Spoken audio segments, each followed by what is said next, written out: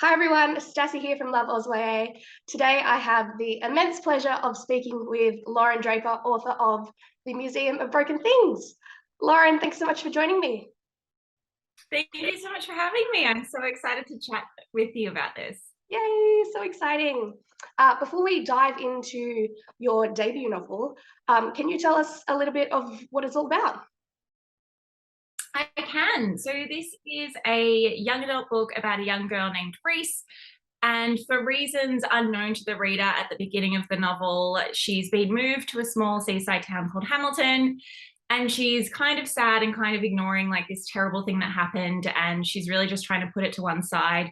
But in the midst of that, her grandmother has passed away, and Reese has inherited all these rare and valuable medical texts, and also this peculiar oddity that she doesn't quite know what to do with.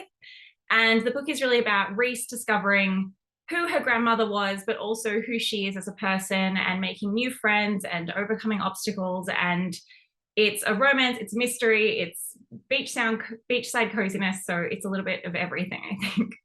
I love that. So the book kind of centers around this tricky topic of grief, which is a really sad fact of human life, but also completely unavoidable. What made you want to explore grief in this novel?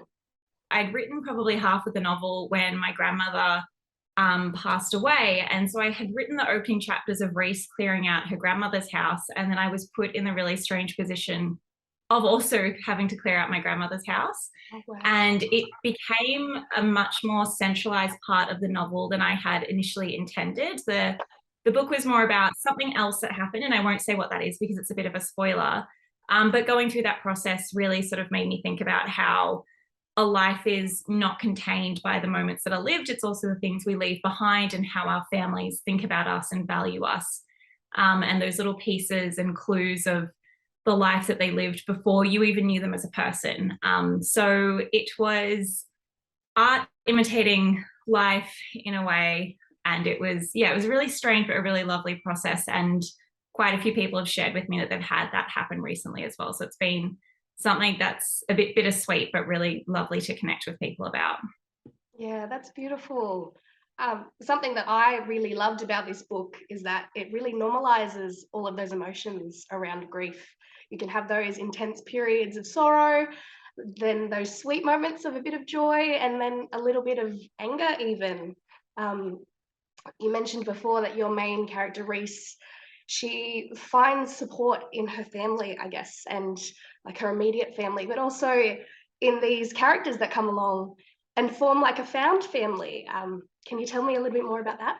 I think I was drawing on my own experience of being in high school. And when these monumental things happen to you, yes, you do tell your mum and your dad if you've got a good relationship with them. But the people who tend to know first and the people who tend to know most are often your friends. And you build yourself a community of people who support you. And I wanted that quite authentic experience to be a big part of Reese's journey in the book, because it felt like what a teenager today would actually go through and who they would be speaking to day, and probably being a little bit more vulnerable and a little bit more honest than you are telling mum about your life over the breakfast table in the mornings. And just really exploring those complex, beautiful friendships, especially with Ava and Nina in the book, is something that I was very fortunate to experience in my own sort of upbringing. And I was, yeah, just really wanted to bring that to the page as well. Yeah, it's beautiful. Another integral part of the story that you mentioned before is that Reese has inherited a lot of these medical texts that she kind of can't work out why, and this strange, curious artifact that's kind of like shrouded in mystery. Without spoiling, can you tell us a little bit about that? I can. So I think it's not too much of a spoiler to say that in the book we call it an apothecary curio slash an assassin's cabinet. And it's an odd little book-like structure that contains quite a few secrets that I won't tell you about.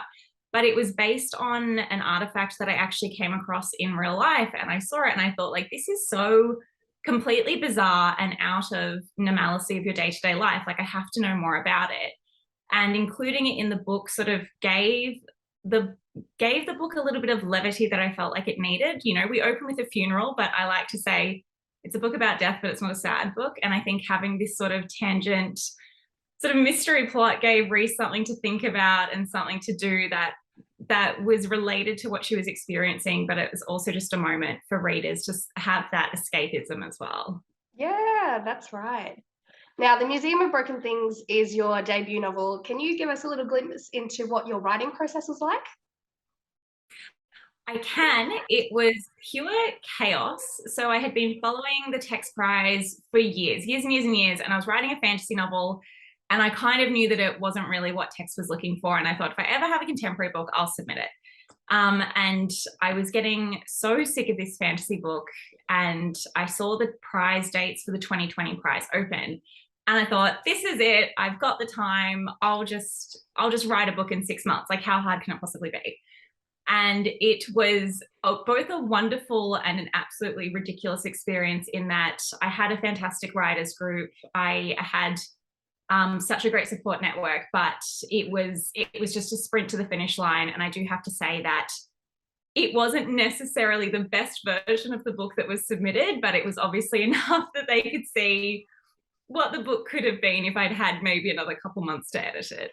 But having a writers group was a huge support. I sort of had the idea tinkering in my mind, so it wasn't like I just came up with a whole idea and the plot on day one and wrote from there. But it was pretty hectic, and I will never ever do that again. It was very short timeline. I love that. That's brilliant. Before we go, what would you like readers to take away from your novel?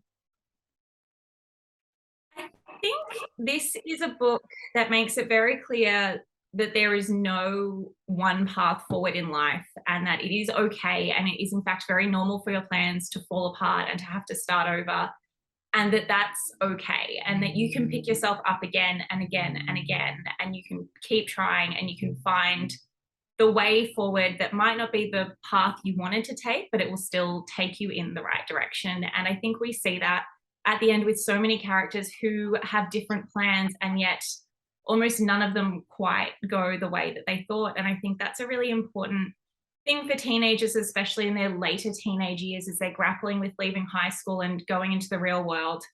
And I'm not just talking about university. That's not the only path forward either. It's no matter what they want to do. It's sort of this, it's okay to be who you need to be in the moment that you need to be it, if that makes sense. So I just hope it gives them a little bit of insight into what the future might hold. Amazing. Well, thank you so much for chatting with Love Oz YA today, Lauren. Thank you so much for having me. It's been lovely to talk to you. The Museum of Broken Things is out now. Get it at all good bookstores where you can.